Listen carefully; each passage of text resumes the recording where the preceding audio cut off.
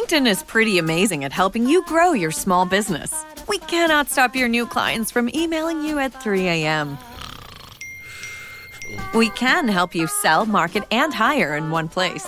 We cannot help you be in 3 places at once. And while we can't help you organize your calendar, LinkedIn can help you land more clients so you have a calendar to organize. Grow your small business on LinkedIn. Learn more at linkedin.com/smallbusiness. Study and play come together on a Windows 11 PC. And for a limited time, college students get the best of both worlds. Get the Unreal College Deal. Everything you need to study and play with select Windows 11 PCs. Eligible students get a year of Microsoft 365 Premium and a year of Xbox Game Pass Ultimate with a custom color Xbox wireless controller. Learn more at windows.com/student offer. While supplies last. Ends June 30th. Terms at aka.ms/collegepc. Please raise your right hand and repeat after me. I, Donald John Trump, do solemnly swear. I, Donald John Trump, do solemnly swear that I will faithfully execute. 20 de enero de 2025, día de la segunda toma de posesión de Donald Trump. La ceremonia termina y las cámaras se enfocan a las primeras filas.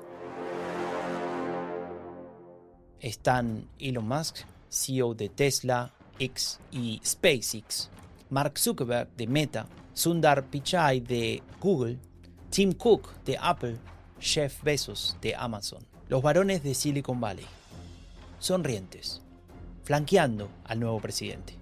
¿Qué hacen ahí? ¿Trump los usa como símbolo de poder o es al revés? ¿Son ellos los que finalmente llegaron a donde querían llegar? Hay una persona que ese día no está físicamente en el Capitolio, pero si hay alguien que tiene razones para sentir que ese momento le pertenece, es él. De hecho, si esto fuese una obra, él sería uno de los principales arquitectos. Se llama Peter Thiel, fundador de PayPal, primer inversor externo de Facebook, dueño de Palantir, la empresa de análisis de datos que trabaja con agencias de inteligencia y que seguro escuchaste nombrar 1000 veces en los últimos tiempos. Pero ¿te contaron qué hay en la mente de este millonario de Silicon Valley? Escucha esto. Peter Thiel piensa así. La idea básica era que nunca podríamos ganar unas elecciones para conseguir ciertas cosas porque éramos una minoría muy pequeña. Pero quizás se podría cambiar el mundo de forma unilateral sin tener que convencer constantemente a la gente, suplicarles y rogarles a personas que nunca van a estar de acuerdo con uno. Y aquí es donde creo que la tecnología es esta increíble alternativa a la política. No cree en la democracia. Lo dijo ahí, de manera solapada. Pero lo escribió sin eufemismos en abril de 2009, en un ensayo titulado La educación de un libertario, publicado en la revista Cato Unbound. Escucha esta frase de su texto. Desde 1920, el gran aumento de beneficiarios del bienestar social y la ampliación del sufragio a las mujeres, dos grupos notoriamente difíciles para los libertarios, han convertido la noción de democracia capitalista en un oxímoron. En el mismo ensayo escribió otra frase todavía más directa.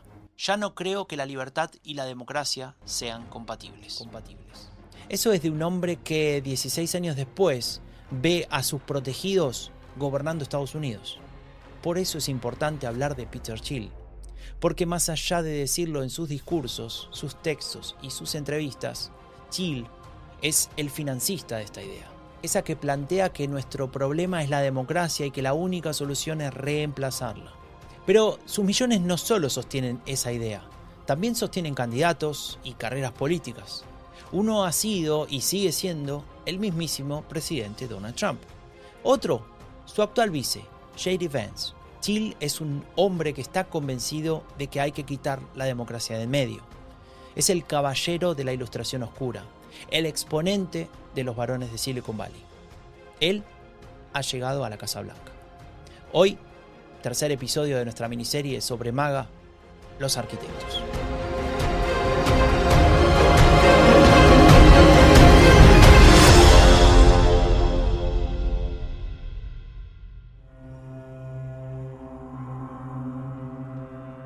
En apenas una década, la ultraderecha pasó de ser un fenómeno marginal a disputarse el poder en medio mundo. De Trump a Milley, de Meloni a Orbán. ¿Cómo lo lograron? ¿Qué explica que millones de votantes apoyen sus ideas y por qué son una amenaza real para la democracia? Soy Franco de Ledone y esto es Epidemia Ultra.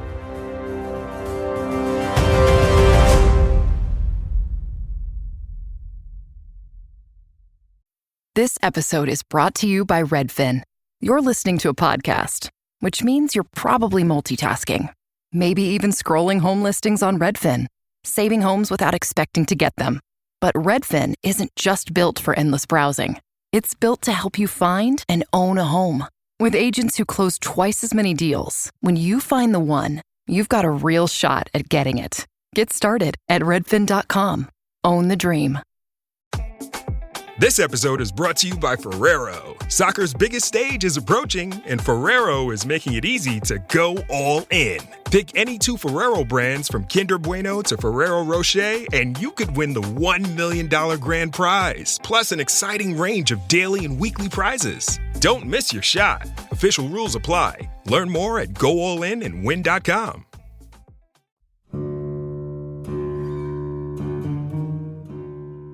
El 24 de abril de 2007, el usuario Mencius Moldbug publicó el primer post de un nuevo blog al que bautizó Unqualified Reservations.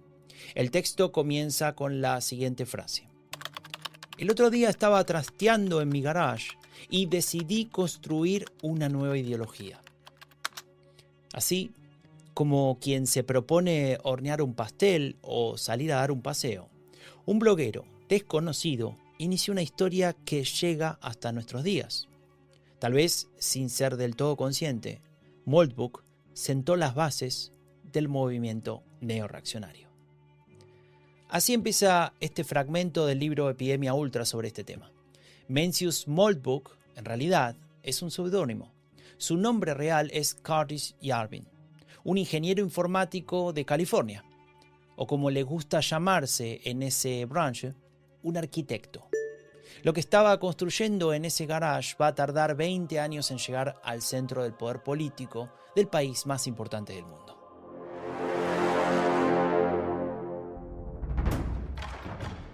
¿Cuál es esa nueva ideología? Bueno, Yarvin parte de una premisa simple y radical. La democracia no es la solución, es el problema. Para él, la democracia liberal es una forma de violencia ritualizada. Nos obliga a aceptar imposiciones de la mayoría, produce inestabilidad, genera políticos que toman decisiones para ganar votos, no para resolver problemas. Y todo eso, dice Yarvin, está controlado por lo que él llama la catedral, el sistema de poder hegemónico que incluye a las universidades, los medios, las ONG y demás. Una red invisible que controla la opinión pública y nos convence de que no hay alternativa. ¿Te suena? Medios deshonestos, Estado profundo, élites que nos controlan. La retórica del MAGA encuentra eco en esas ideas. Pero volvamos al planteo. Si la democracia es el problema, ¿cuál es la solución? Yarvin mira a Dubái, a Singapur, a Hong Kong y dice, ahí están los modelos. Estados que funcionan como corporaciones, donde el gobierno no busca el bien común sino la maximización del valor, donde los ciudadanos son clientes y donde hay un CEO monarca que toma decisiones eficientes sin el estorbo de las elecciones. Esa idea, que es preciso aclarar que presenta una visión sumamente reduccionista de la realidad de esos países, llevaría a Yarvin a desear que el Estado se vuelva una empresa.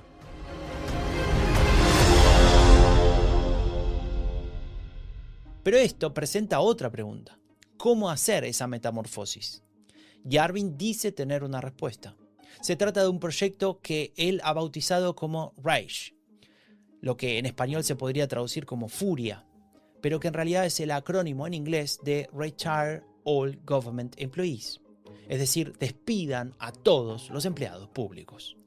Eso lo presentó Yarvin en público durante una conferencia en 2012.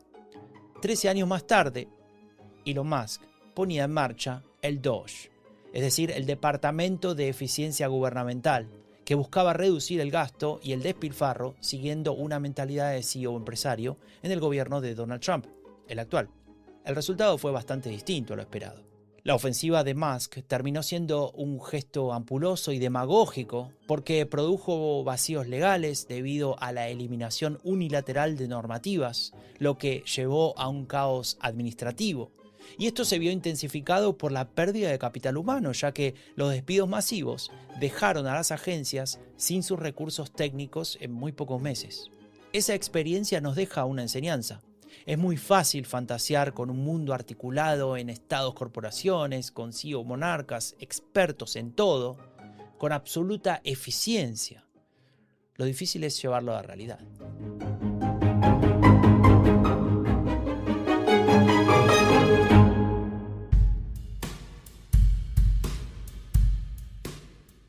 ¿Por qué? ¿Por qué las ideas de Yarvin no se quedaron en su blog? ¿Qué hizo que salieran de ese microclima? La respuesta la encontramos en la intersección de dos figuras, dos arquitectos clave en esta construcción ideológica. La primera es el filósofo Nick Land, británico, profesor de la Universidad de Warwick. En 2012 publica un ensayo largo y denso que se titula directamente Dark Enlightenment, Ilustración Oscura.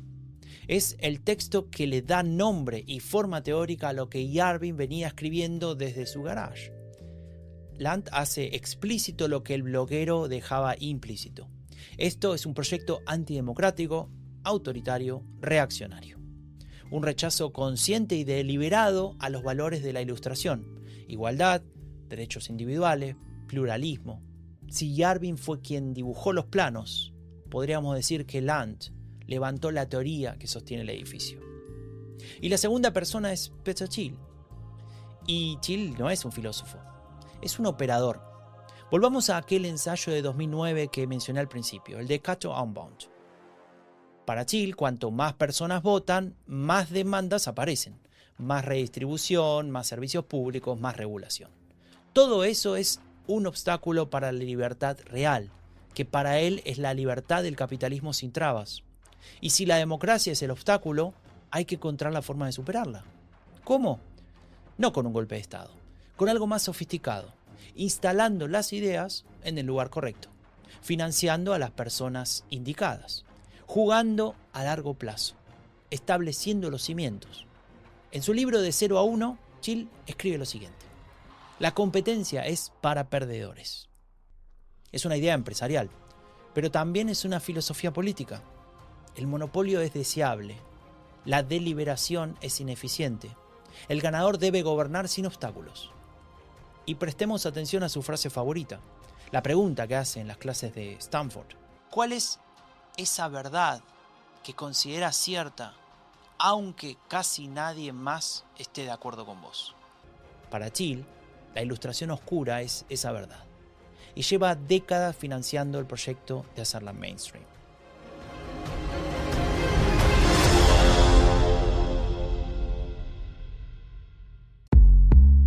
You may think you know McDonald's drinks, but you don't know them like this. From fruity refreshers like the Strawberry Watermelon Refresher and the Mango Pineapple Refresher with popping boba, to crafted sodas like the Sprite Berry Blast with berry-flavored Sprite topped with cold foam. Who knew ice-cold drinks could be so fire? 6 all-new drinks are here. Try them all, now at McDonald's. Refreshers contain caffeine. Zootopia 2 has come home to Disney+. Let's go! Get ready for a new case. We're gonna crack this case and prove we're the greatest partners of all time! New friends. You are... Gary the Snake. And your last name? The Snake. Dream Team. New habitats. Zootopia has a secret reptile population. You can watch the record-breaking phenomenon at home. You're clearly working it. Zootopia 2, now available on Disney Plus, rated PG. Ahora viene la parte que conecta todo esto con el presente. En 2011, un estudiante de Yale llamado J.D. Vance conoce a Peter Thiel. Después dirá que fue el momento más significativo de su tiempo en la universidad. Thiel se convierte en su mentor. Lo contrata en una de sus empresas de capital de riesgo. Y en 2021, cuando Vance decide lanzarse a la política, Thiel invierte $15 millones en su campaña al Senado por Ohio. El 75% de todo lo recaudado por Vance en esa campaña vino de Thiel. ¿Por qué? ¿Qué ve Thiel en Vance? The threat that I worry the most about vis-a-vis Europe. Eso fue en la Conferencia de Seguridad de München, en Alemania. Viajó a Europa para decirle a los europeos en su propio territorio que lo que le preocupaba no era ni Rusia ni China. Lo que le preocupaba era cómo Europa había declinado algunos de sus valores fundamentales que compartía con Estados Unidos. Habló de libertad de expresión coartada, de migración masiva, de que allí se estaban ignorando las preocupaciones de la gente. Parecía un briefing escrito por cualquier fuerza ultraderechista.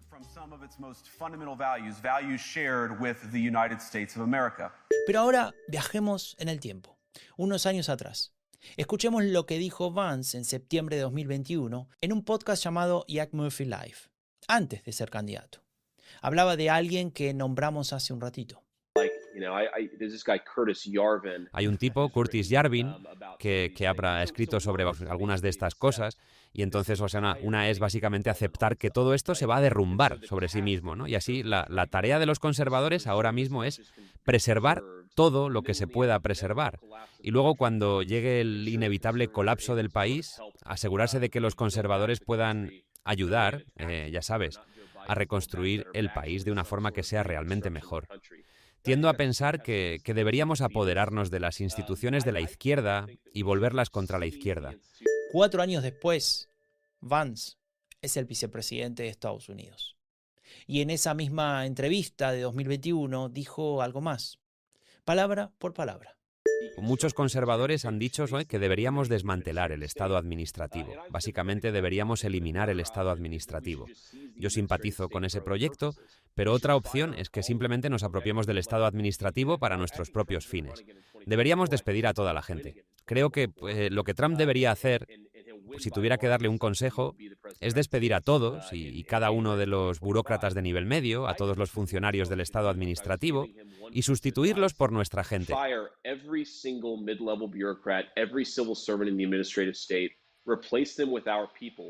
Eso es Rage, palabra por palabra. Lo que empezó en un garage, en un blog de un ingeniero en informática perdido en sus fantasías libertarias, termina en el corazón del gobierno más poderoso del mundo. Y hay algo que me parece importante decir antes de cerrar. La ilustración oscura no es una conspiración en un sentido clásico.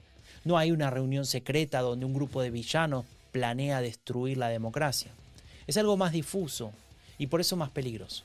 Es una red de ideas, de financiamiento, de relaciones personales, que durante más de 20 años fue construyendo una alternativa al orden liberal. Y esa alternativa llegó al poder.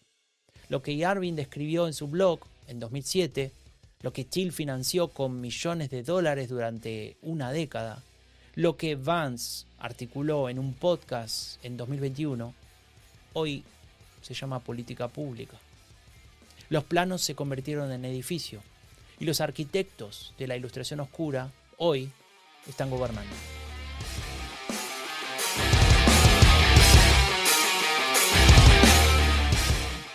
En el próximo episodio, el último de esta serie, vamos a ver qué pasó cuando MAGA cruzó las fronteras. Cómo se convirtió en algo que hoy se replica en Argentina, en India, en España, en Alemania. Vamos a hablar de cómo se expande ese manual de MAGA y qué podemos hacer frente a eso.